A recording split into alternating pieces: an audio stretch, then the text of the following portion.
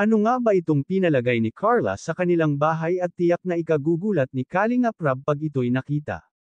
Bago ko ipagpatuloy ang maiksing reaction video na ito, hiling ko lang na patapusin ang panunood nito para malaman ang nilalaman nito, at kung bago ka pa lang sa munting channel na ito, paki-subscribe para lagi kang updated sa video ng mga Kalingap.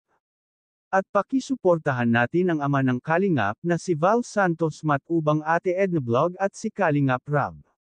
Isang mapagpalang araw sa inyong lahat mga Kalingap, at shout out nga pala sa patuloy na sumusuporta sa aking YouTube channel, lalong-lalo na sa mga viewers natin na walang sawang nanunood at sumusuporta. Salamat.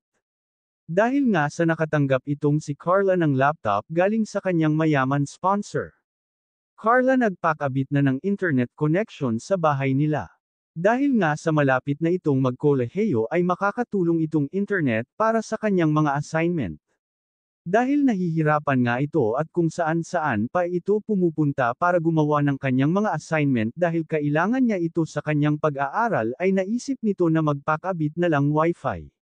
Dahil kailangan talaga ito sa kanyang pag-aaral, mabait talaga itong si Carla, dahil ayaw niyang umasa ay siya na mismo ang gumastos para sa pagpakabit ng wifi.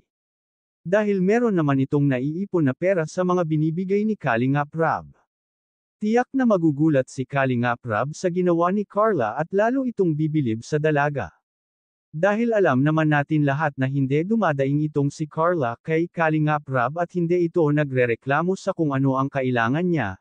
Gusto nito na siya na ang gagastos ng kanyang internet dahil nakakahiya naman kung pakabitin pa siya ng mga Kalingap. Alam naman natin lahat na hindi ito pala asa.at, ayaw niya na iya sa lahat ang kanilang pangangailangan dahil nga sobra itong mahiyain. Hanggang dito na lang ang update ko mga Kalingap, maraming salamat at God bless sa inyong lahat.